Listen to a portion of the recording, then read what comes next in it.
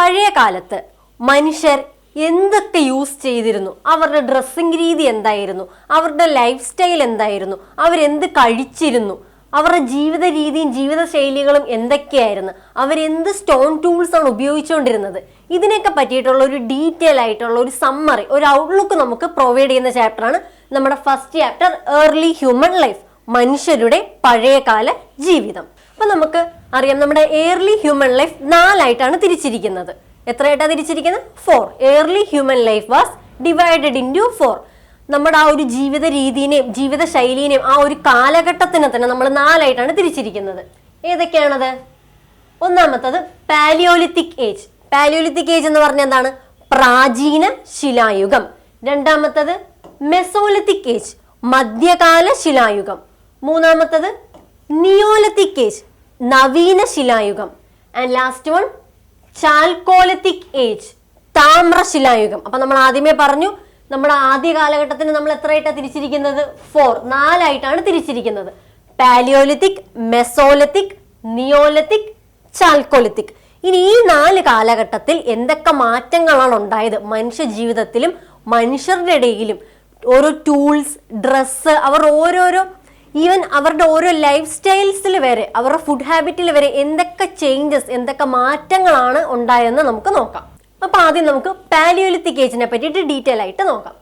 Palaeolithic age. These are cave paintings drawn by palaeolithic man around 10,000 years back. ഈ താഴെ കാണുന്നതൊക്കെ എന്താണ്? Palaeolithic കാലഘട്ടത്തിലെ മനുഷ്യര് ഏകദേശം 10,000 വർഷങ്ങൾക്ക് മുന്നേ, പാലിയോലിത്തിക് കാലഘട്ടത്തിലെ മനുഷ്യര് 10,000 വർഷങ്ങൾക്ക് മുന്നേ വരച്ച കുറച്ച് പടങ്ങളും കേവ് പെയിന്റിങ്സും പിക്ചേഴ്സും ഒക്കെയാണ് നമുക്കിവിടെ കാണാൻ കഴിയുന്നത്. അപ്പൊ ഒന്നാമത്തെ എന്താണ്? Group dance. ഒരു ഗ്രൂപ്പ് ഡാൻസിന്റെ രൂപമാണല്ലേ. ഇവിടെ ആൾക്കാരൊക്കെ ഡാൻസ് കളിക്കുന്നത് നമുക്ക് കാണാൻ പറ്റുന്നുണ്ട്. ഗ്രൂപ്പ് ഡാൻസ്, ഒരു ഗ്രൂപ്പ് ഡാൻസിന്റെ രൂപമാണ് ആദ്യമേ നമ്മൾ കാണുന്നത്. ഇത് എവിടെയുള്ളതാണ്? ഇന്ത്യയിലുള്ളതാണല്ലേ. ഇന്ത്യയില് ഭിംബേട്ക എന്ന് പറയുന്ന സ്ഥലത്തുള്ളതാ. ഇന്ത്യയില് ഭിംബേട്ക എന്ന് പറയുന്ന സ്ഥലത്തുള്ളതാണ് ആദ്യത്തത് ഗ്രൂപ്പ് ഡാൻസിന്റെ ഒരു ഇമേജ്. രണ്ടാമത്തത് ഹണ്ടിങ്. ഹണ്ടിങ് എന്ന് പറഞ്ഞാൽ എന്താ? വേട്ടയാടുക. എന്താണിത്? ഇവിടെ കണ്ടില്ലേ, ഇവിടെ ഒരു മൃഗം നിൽക്കുന്നു, ഇവിടെ ഒരു മനുഷ്യൻ നിൽക്കുന്നു, ഹണ്ട് ചെയ്യുന്നതിന്റെ ആ ഒരു രൂപം. രണ്ടാമത്തത് ഹണ്ടിങ്ങിന്റെ രൂപം. ഇതൊക്കെ അവരെവിടെയാ വരച്ചു വെച്ചിരിക്കുന്നത്? Cave paintings, early cave paintings. എന്താ? ഗുഹാചിത്രങ്ങൾ. കേവ് പെയിന്റിങ്സ് എന്ന് പറഞ്ഞാൽ ഗുഹാചിത്രങ്ങൾ. മൂന്നാമത്തത് ബോർ. ബോർ എന്ന് പറഞ്ഞാൽ എന്താണ്? പന്നി.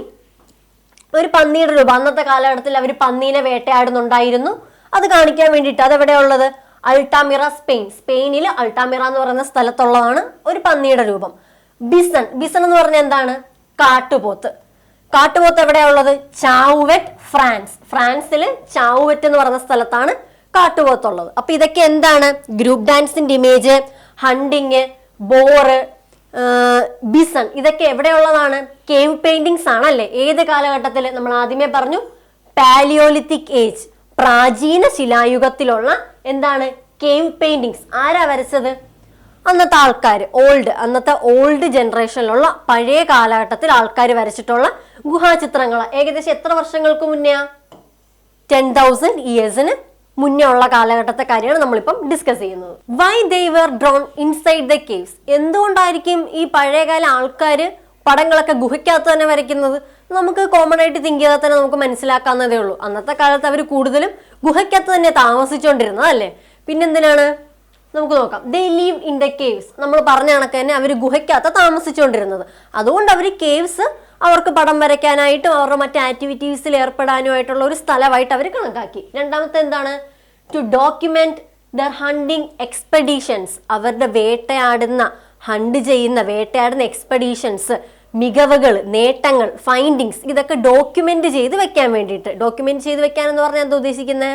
അവർക്കത് ശേഖരിച്ച് അവരെന്താണോ കളക്ട് ചെയ്തിട്ടുള്ള കാര്യങ്ങൾ ഡോക്യുമെന്റ് ചെയ്ത് വെക്കാൻ വേണ്ടിയിട്ട്.